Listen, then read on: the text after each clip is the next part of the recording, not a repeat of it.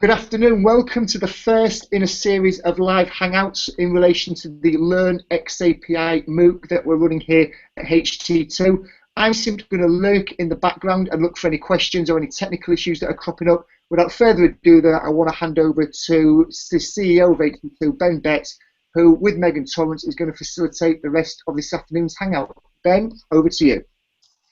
Thank you, Craig. Good afternoon, good morning, hola, bien à vous, whatever you want to call it. Welcome, everybody, to the first Hangout in our 4-week series as part of the Learn xAPI MOOC. My name is Ben Betts, and as Craig mentioned, I'm the Chief Exec of HT2, and I'm the one that's been ham-fisting my way through recording various videos that look a bit like this throughout the MOOC. Thank you so much for joining us. If you're with us here in the Hangout, welcome. We'll give everybody a chance to pitch in and to ask questions and to talk with us. But we're really lucky to have with us today Megan Torrance. Megan and some of her team's content has been part of the MOOC already and will continue to be featured in the MOOC through the next few weeks. Megan's done some fantastic work, but I'll leave that to her to introduce. So Megan, you okay just to tell us a little bit about yourself, your team, and your work? Sure. Thanks, Ben. And Craig for making all the magic happen here. So, so I am the CEO at Torrance Learning in Michigan in the U.S. And we, for about 13 years, have been designing and developing e-learning, deploying learning management systems, and teaching people what to do with their newfangled things, and all sorts of things. And about 3 years ago, we started getting projects that they were digital education projects, and they didn't fit SCORM. And I started poking around and said, hey, is this xAPI thing going to be the right solution? So we've been working on and doing projects in this space for a few years now, and one of my big passions is around getting more and more adoption. So I love the Learn xAPI MOOC. I love all the opportunities for sharing and learning, and I think probably the cool part is that as we all try to get traction around the specification and have it take off, there's so much collaboration going on in the space right now, and lots of free opportunities to do things to get in and get started. Fantastic. Thanks, Megan. One of the things that I like most about what you've done is that you've taken feedback. Give me 2 seconds. I'm just going to mute you 2 seconds, Megan, because I hear myself. Unmute yourself when you're ready. One of the things that I really like is that xAPI, it's a bit nefarious. It's quite a big thing, and there's lots of possibilities for it. So getting started can be really quite tough, and understanding what it is somebody needs to do to just take the first step towards adopting or trying out xAPI in a workplace, in an educational environment is really, really tough. And so one of the things that you and your team have been doing is coming up with this idea of design cohorts, and using those as a basis to get groups of people together, just trying out little experiments with xAPI over the last couple of years. So can you give us just a bit of an insight? What is the xAPI design cohorts sort of program that you run? Who partakes in it, and what sort of things do you do?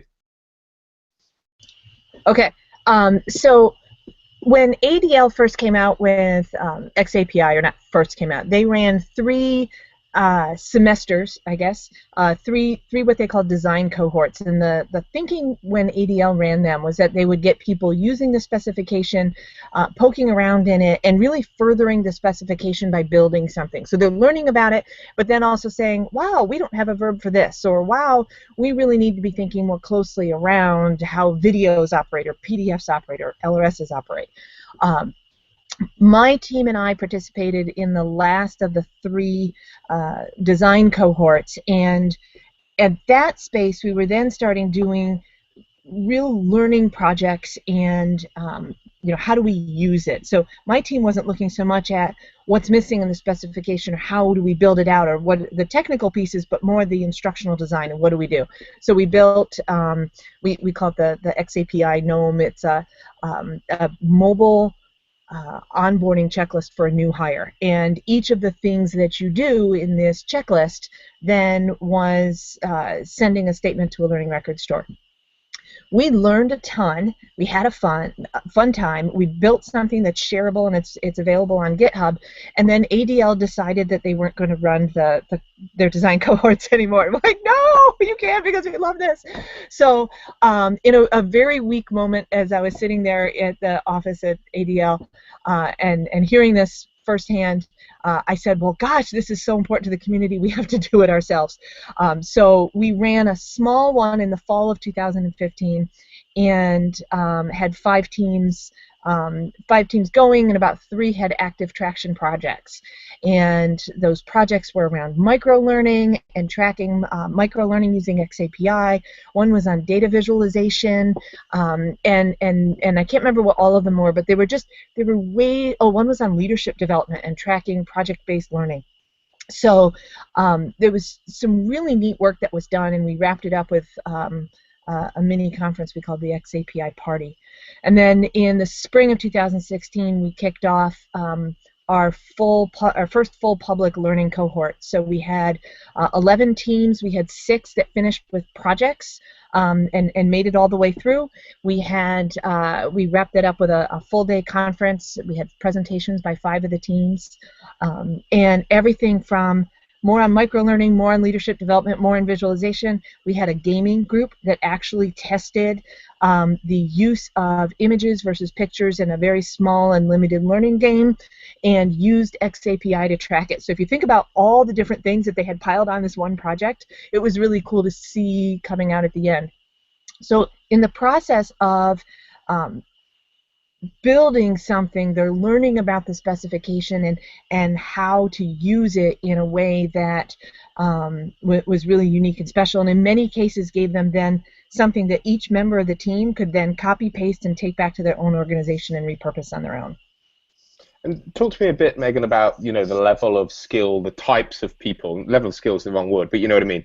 Because xAPI, we have this whole tech track going on in the MOOC, and it's going to become increasingly difficult for people who are not, developers, coders, and things like that. And xAPI as a whole, I mean, it's fundamentally technical. So, what are the sorts of people you're getting on the design cohort, and what sort of level of technical insight or worry or concern do they have?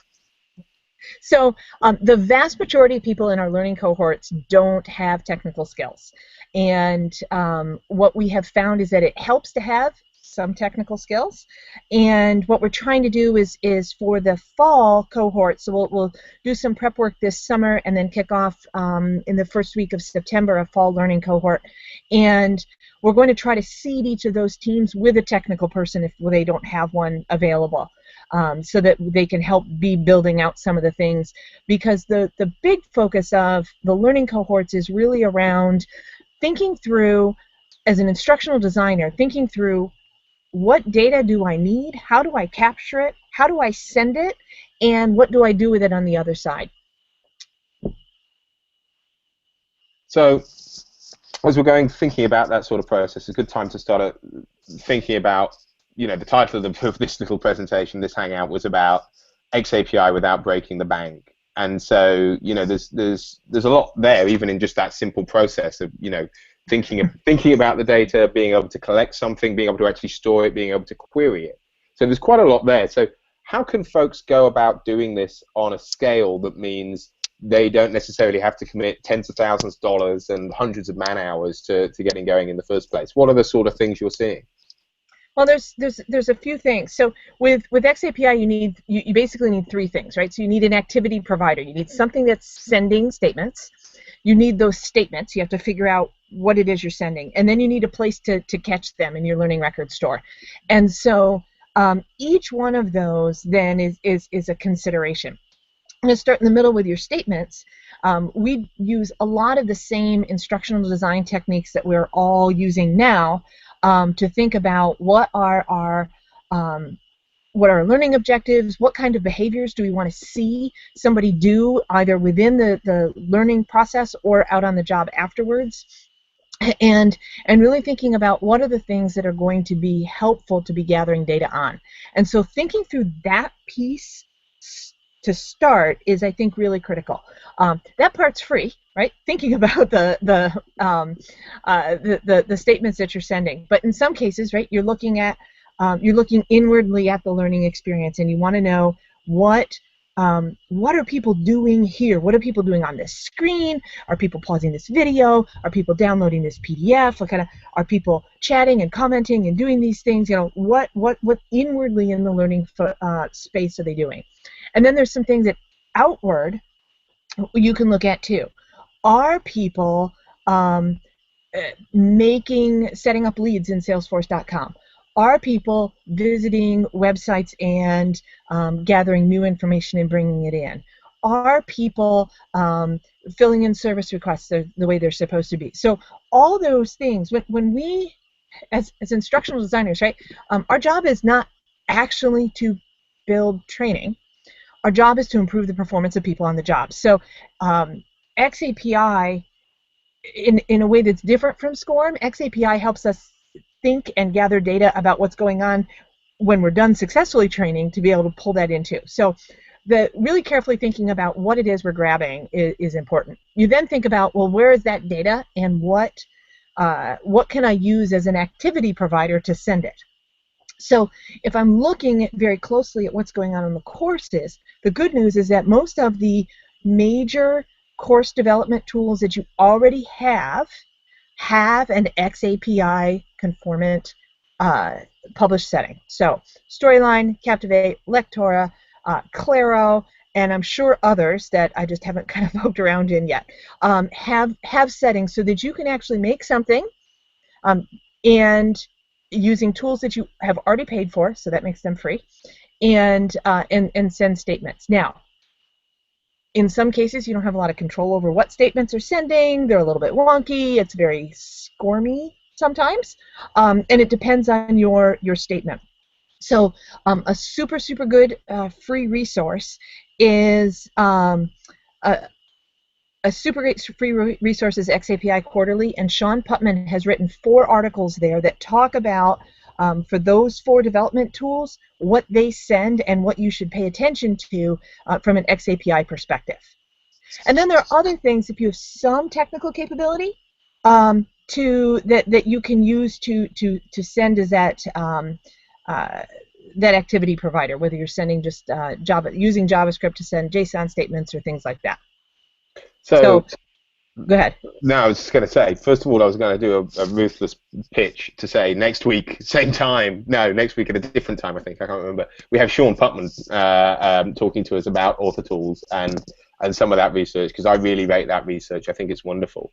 But now's a decent time for me to segue into a question that's come up on the MOOC. So let's say we've got, if I was publishing out of Storyline, and if I was publishing traditionally out of Storyline, then I'd be probably setting it for maybe a SCORM 1.2 package, and I'd be uploading that, putting it in my LMS, and away I go.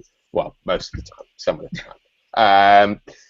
So now I'm doing it for xAPI. The question that's come in from our Hangout is, how is an LMS technically different to an LRS?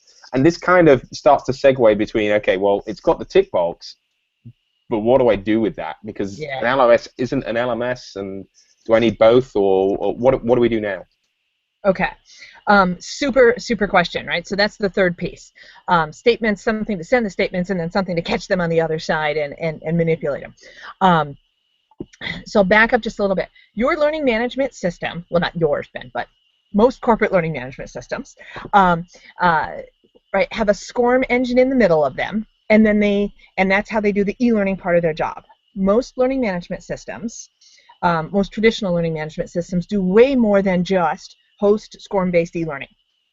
They may have a social function, they may have instructor-led class registration and management, they may have a document system, they may have a video system, they may have e-commerce, they may do all sorts of things around that.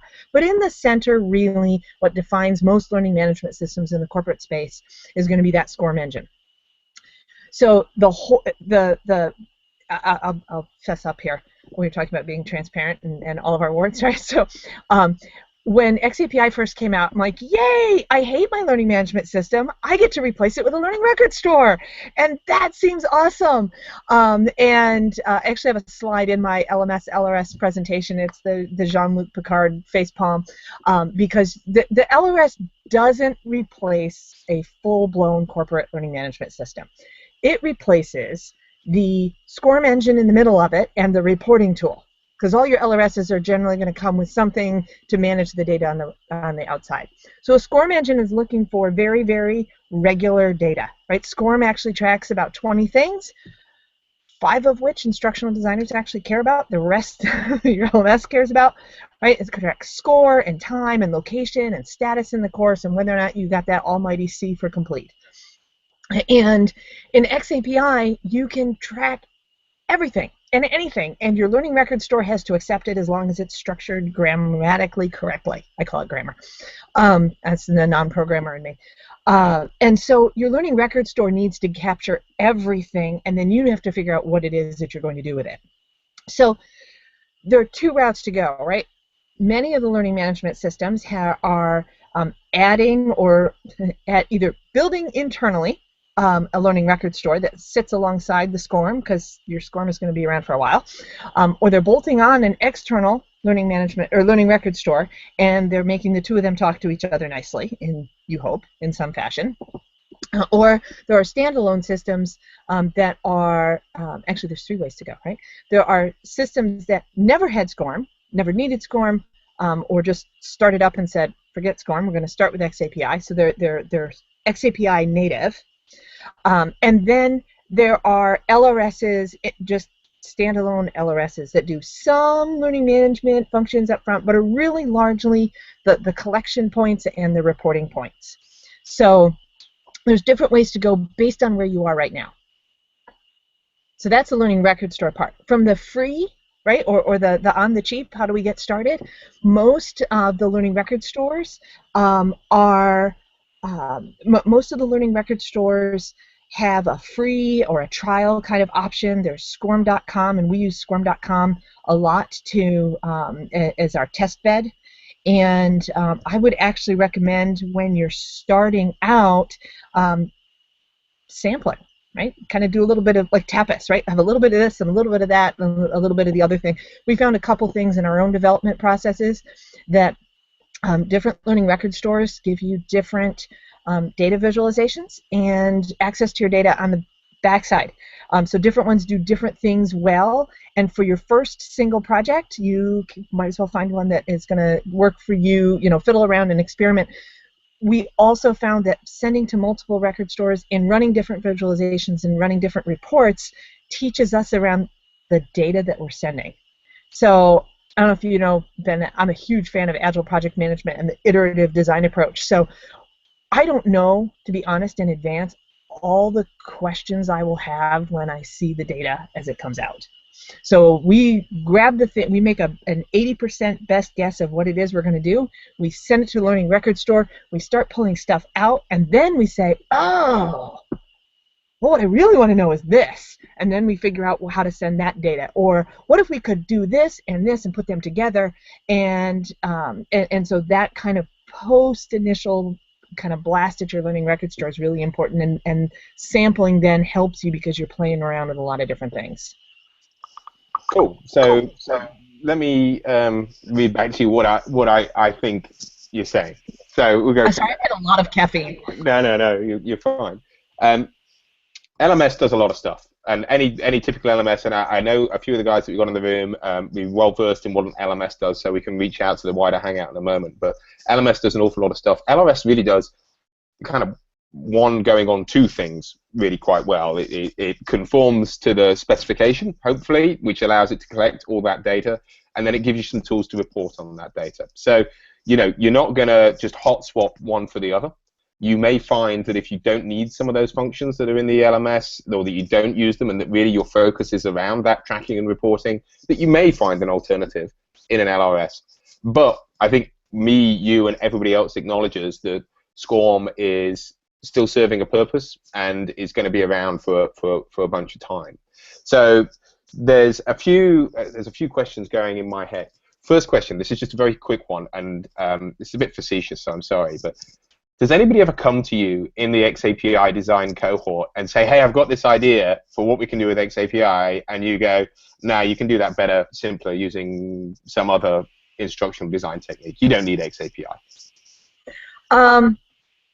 Yes, those situations exist. Now, you were very right to ask me the facetious question, because I have a shiny new hammer, and I love my shiny new hammer called xAPI. It's actually been threatened to somebody to take a hammer and paint it gold and give it to me, because everything looks like an xAPI problem, and I need to resist that. So, for example, I was talking yesterday with a software company that wanted to do training for their customers. Ultimately, yes, when we started talking about xAPI and all the awesome options and everything, they need, they have a whole pile of storyline training.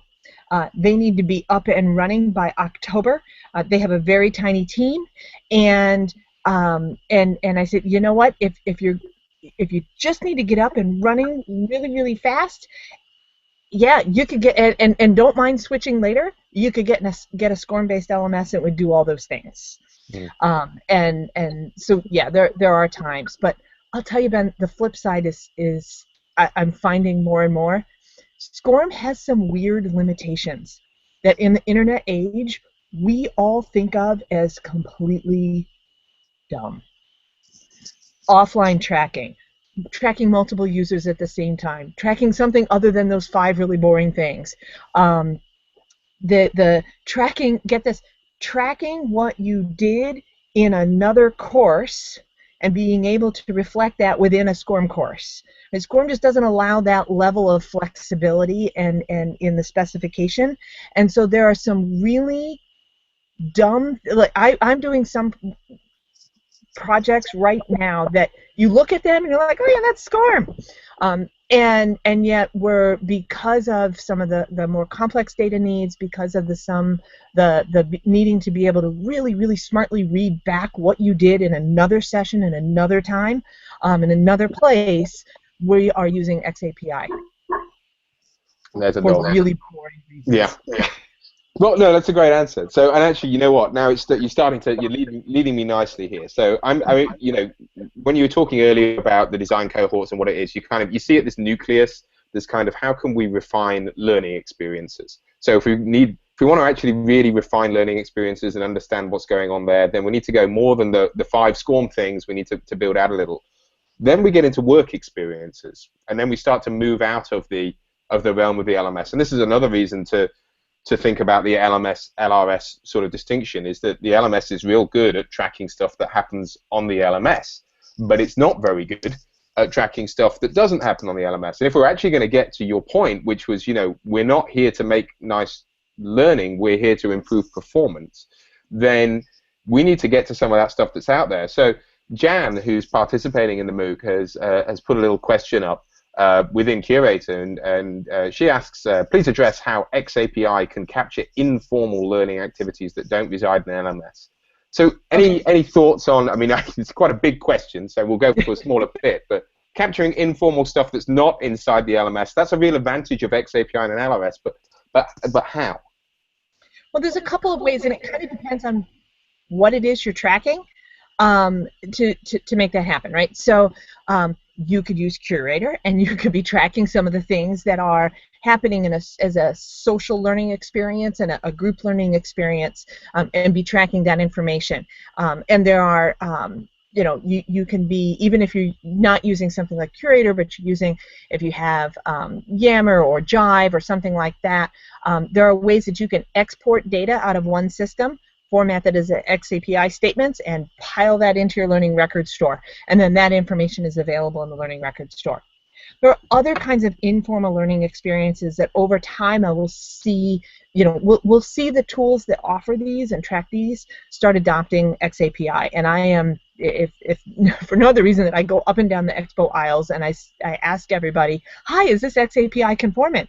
And they say, we do all the APIs, any API you want. I'm like, I want the one xAPI, or the one API like xAPI, right? So there are things that happen in informal learning environments that are that are tracked in systems, right? If you have a mentoring system, you may be tracking who's paired up with who and when they meet and what your goals are and whether or not those goals are being achieved and when your next meeting is and things like that, right? There are systems that track those. Right? That data can be exported out and fed into the learning record store. There are other things that you may need to build a custom checklist or a custom app, right? Did you do these things today? And if you're looking at how do we track that, right, you'd want to track that in the common learning specification that's going on. We just did, for example, we just worked with Train by Cell, which is a provider of mobile tools for training and performance support. And they have a great dashboard and cool things and a development platform and the whole shebang. And I said, that's fabulous.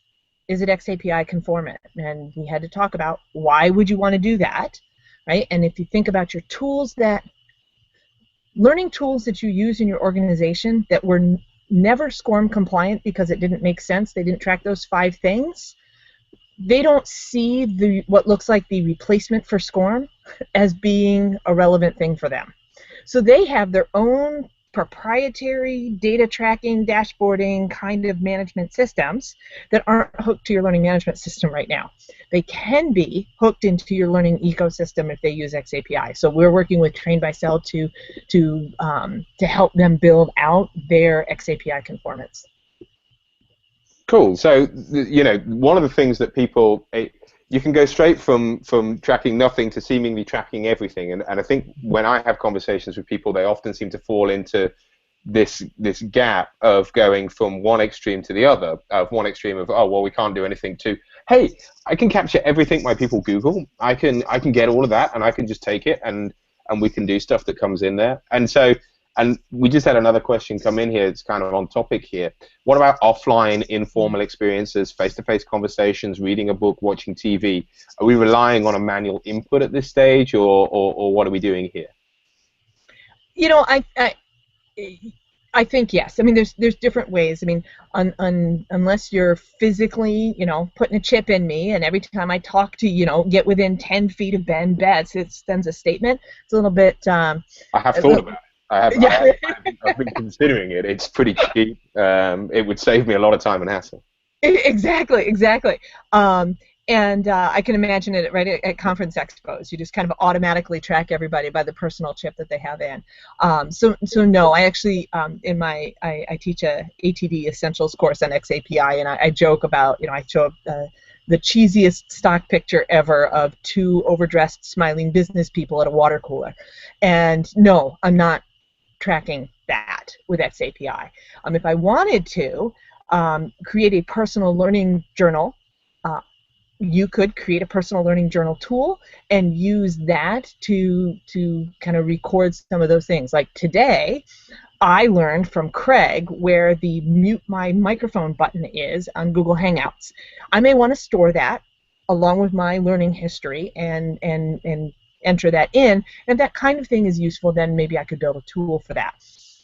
We built a little bookmarklet tool. Actually, the Tin Can API, the Rest to See folks, built a bookmarklet. It sits as a button in your bookmarks favorites bar on your browser. If you're out looking at a TED Talk, you really like it, you'd like to record it with your personal learning history, you would click that.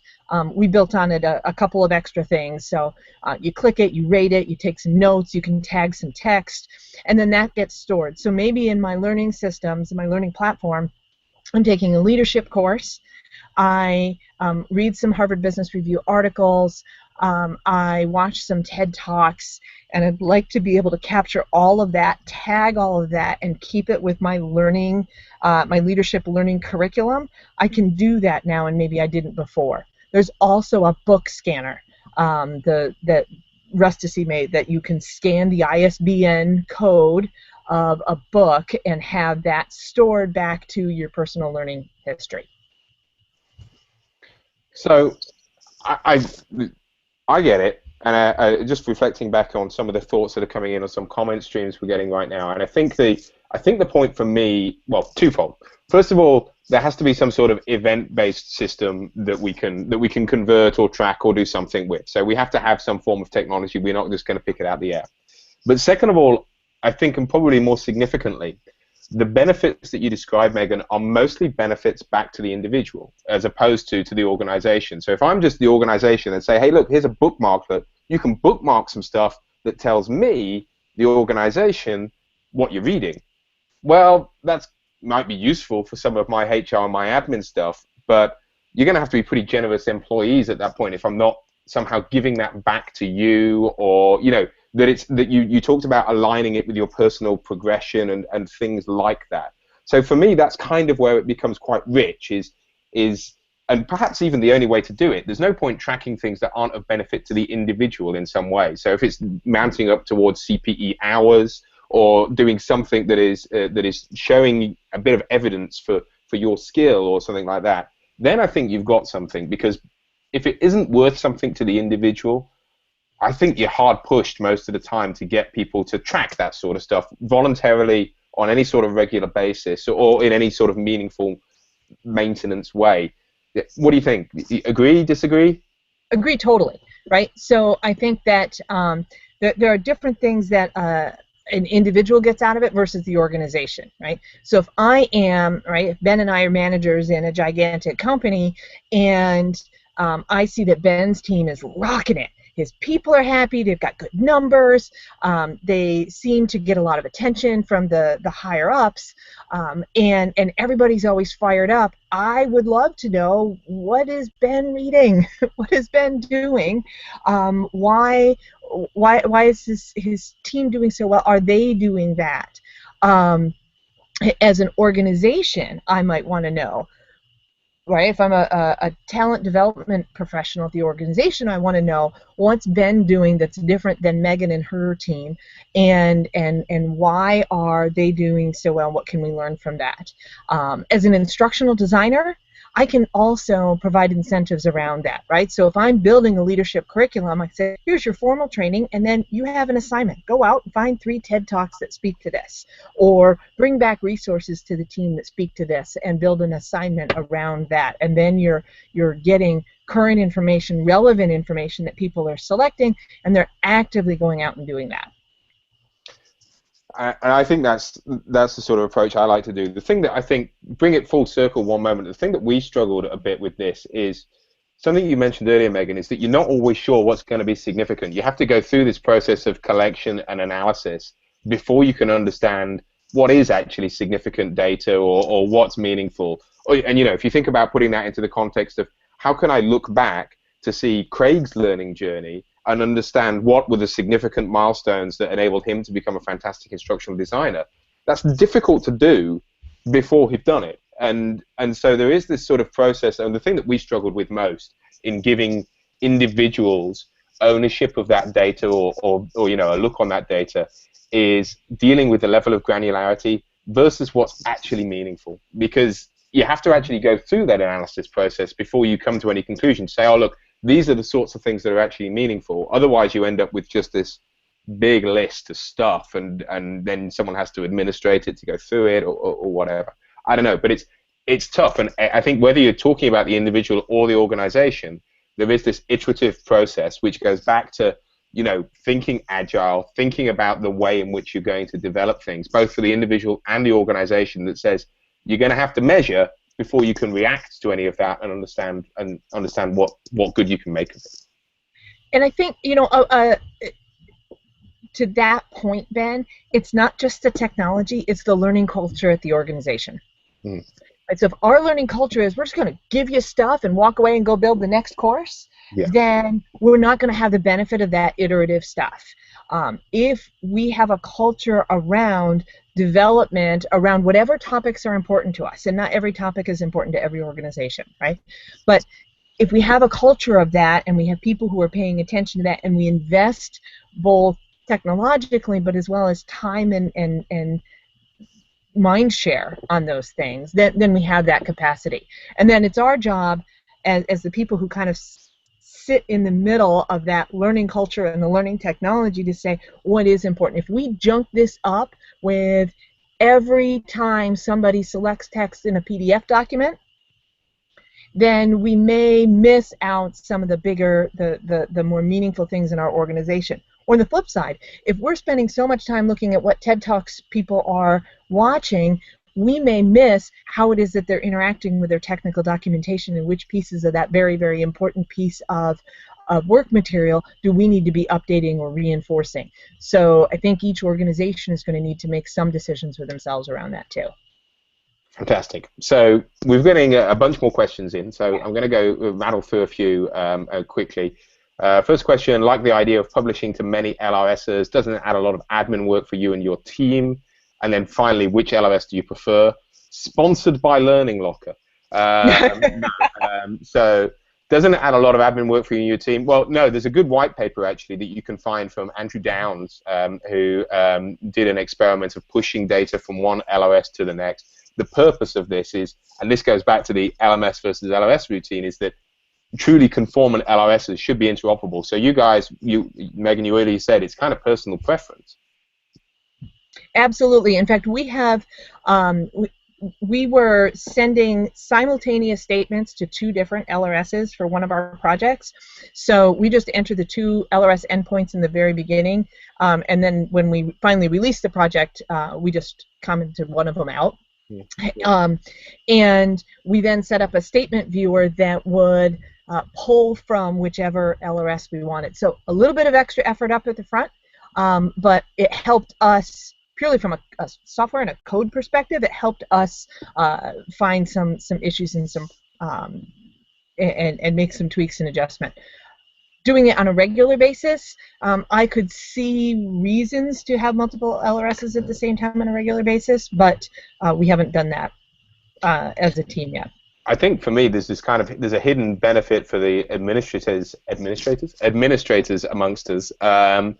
You know, one of the big deals for corporate learning space and for ed tech, higher ed, and things like that is moving LMSs, is moving from one LMS to the next, and the data transfer and that whole implementation process is, you know, probably a multi-billion-dollar business.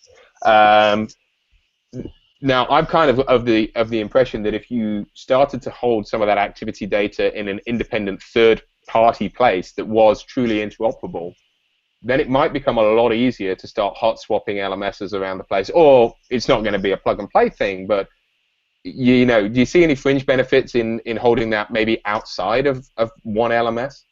Totally, right? Because it gives you gobs and gobs of flexibility, and there are use cases for having multiple LMSs all feeding into one learning record store. That gives you one place to run reports. So if you are and a great example of this is if you're in an organization that either grows by acquisition, so every company you acquire already has a learning management system, or flip side, you're in a company where each of the divisions has its own silo, has gone off and done its own thing.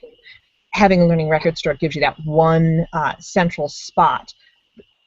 Turn that inside out, though. It's entirely possible to have multiple learning record stores, each serving a topical or a project or a type of learning purpose, talking back to, you probably only want to run reports out of one, depending on what you're doing, but then you're able to leverage multiple learning record stores and use each one for what it does best.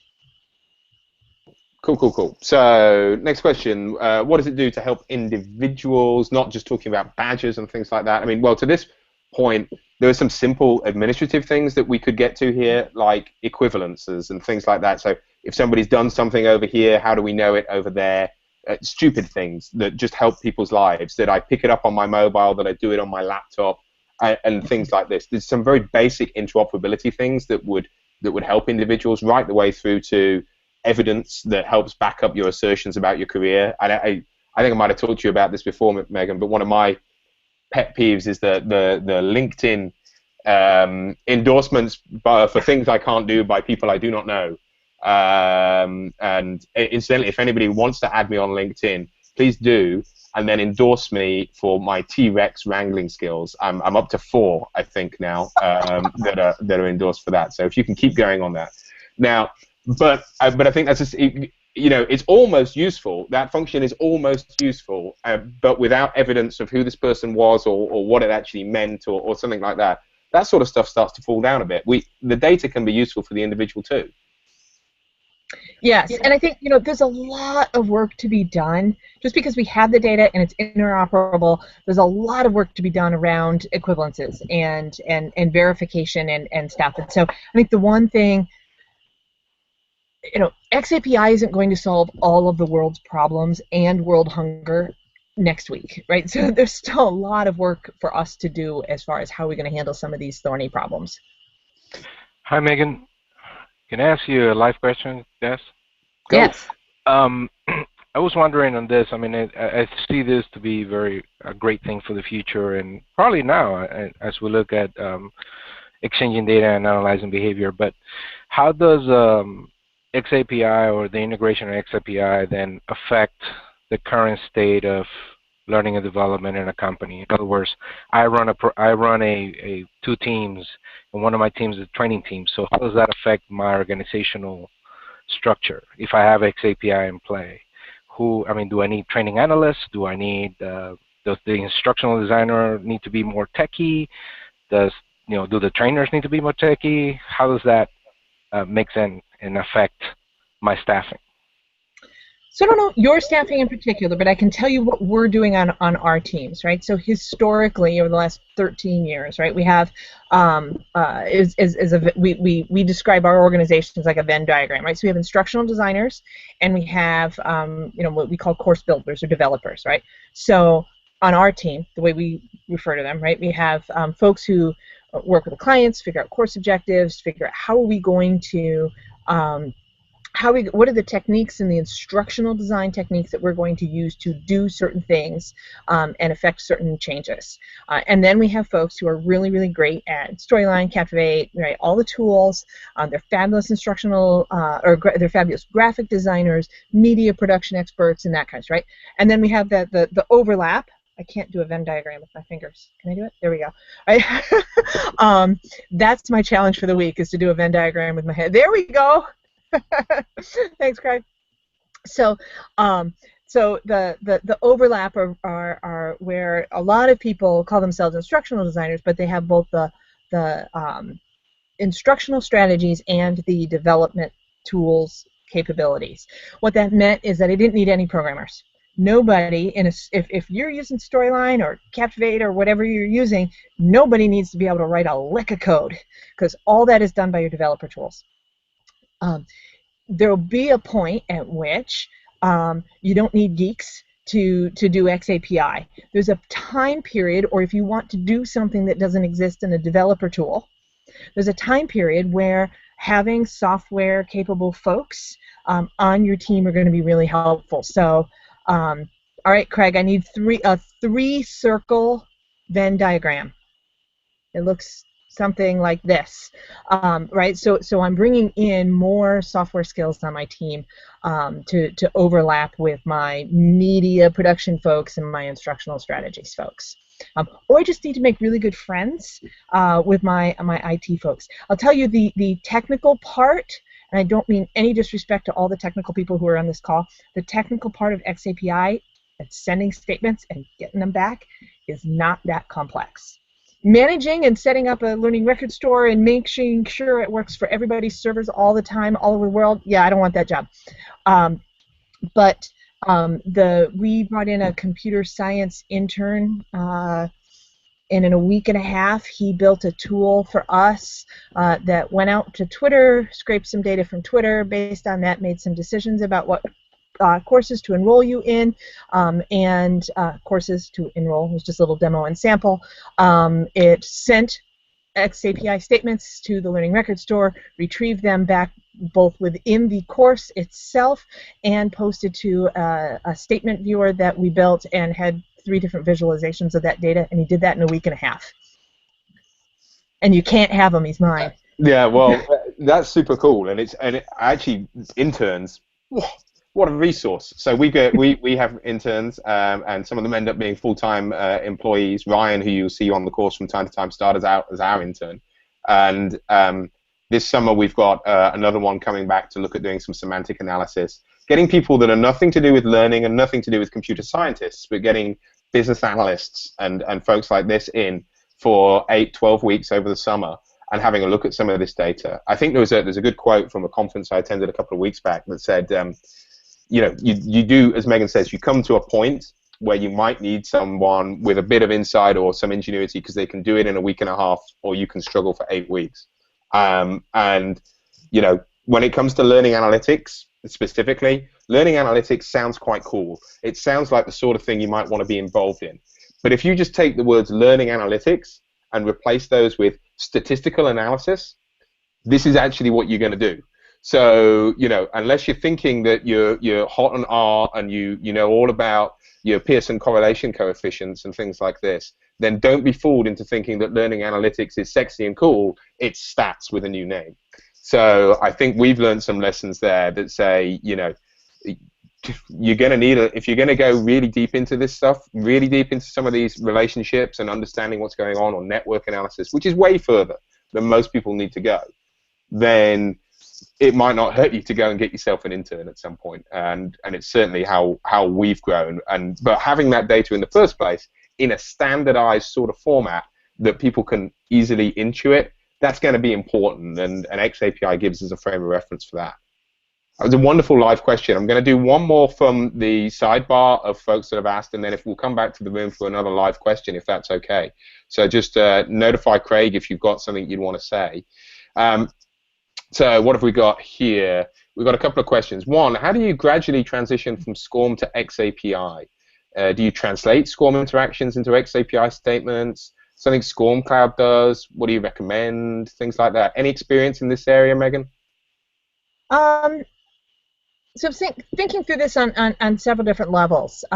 If you've got, so kind of the first is the macro level, right? If you've got SCORM courses and they work just fine and there's no compelling reason to update them, don't start there. You know, you can leave them. They're just fine. They're operating and doing their thing. And if you've got SCORM courses that are not doing their thing, or you want more, or they need an update anyways, this is a great reason to break them open and start looking at things from an xAPI perspective. So there's you know, that transition. You're going to have SCORM course. Actually, I said in a presentation last fall that we're still going to have SCORM courses for 5 years, and somebody visibly guffawed from the yeah, exactly. That was exactly. They're like 10 years. We're going to have SCORM courses forever,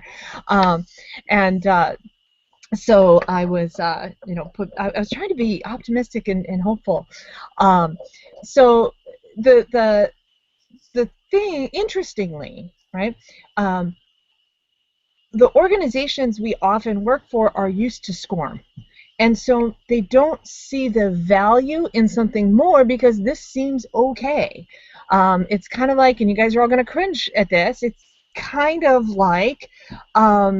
You know, well, what more do we need? We have completion. We know how many people took the course. We know whether they took it as instructor-led or, you know, or e-learning. We know, you know, with these really, really basic things. And so they're not thinking that there's something more and more broad. It's like the equivalent of taking PowerPoint, whipping it through you know, a converter and calling it learning. The places where we've gotten traction with xAPI that then cause people to go back and say, oh, we're actually not so happy with what we used to do, are places where there was no tracking before, or no case for SCORM before. So those are the spots where we're able to start that transition process and then get back. Cool. That makes sense. And it actually just follows on to a brief other one that was on there. It's saying, you know, is it a good idea to batch upload training records into the LRS? Can you convert some of that stuff before? We've done that. We have done that for a bunch of clients. Is, look, I already had the SCORM stuff, and I'm not going to change it, but I can either batch it if I wanted to get to a single source of record, or if I want to do a lot of historical data, then putting that stuff into xAPI is possible.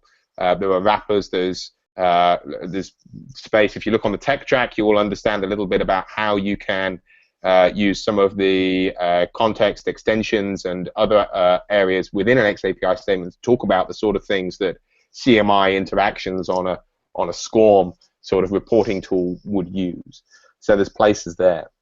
Okay, so we've got about 10 minutes left. I'm going to turn to the folks who very kindly made it into our room. Anybody else got a question for Megan, and addressing you guys in the Hangout at the moment? Just unmute yourselves and go.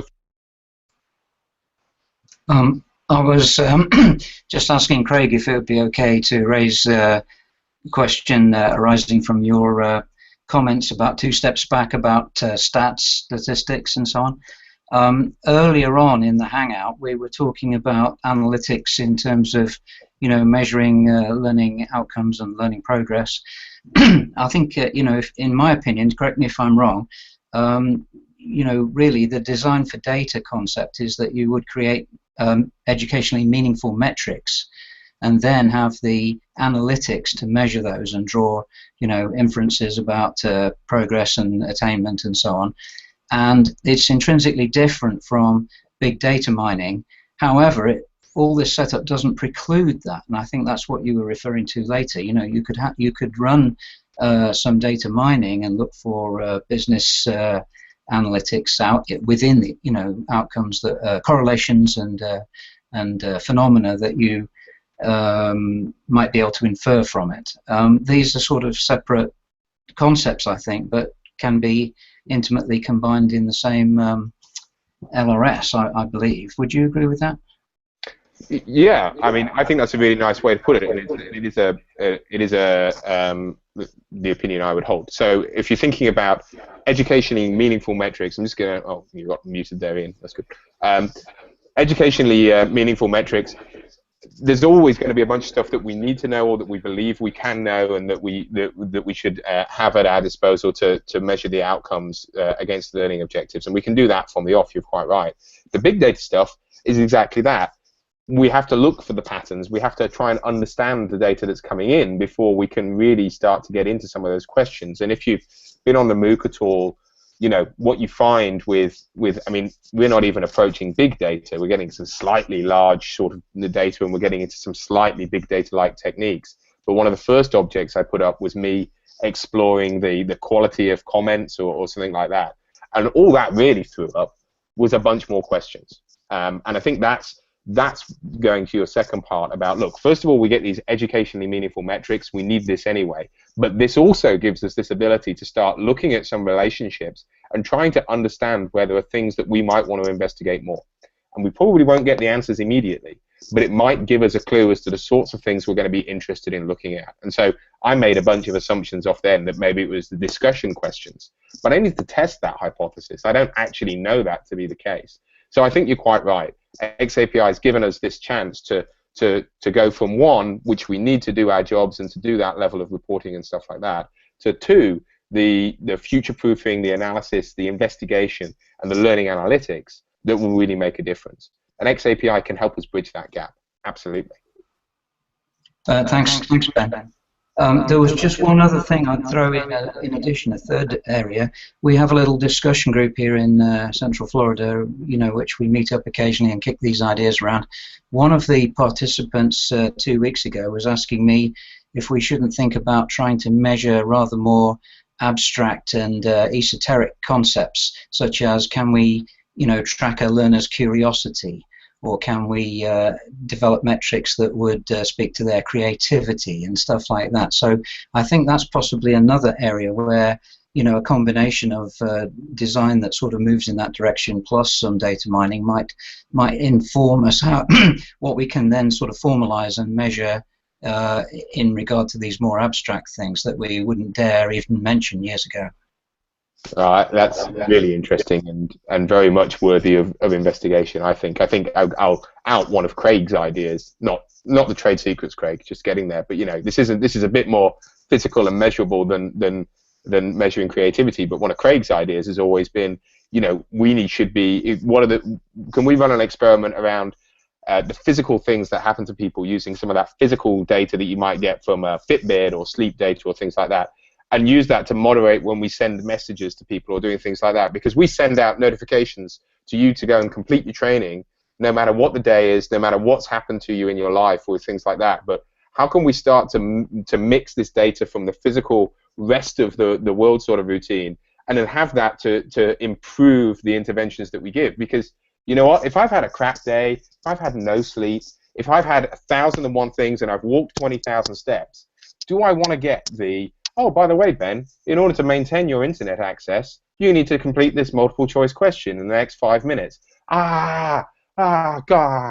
It doesn't make me fall in love with the L&D department right there. So if nothing else, to save our own sanity, I think maybe there's opportunities there to innovate, even if it's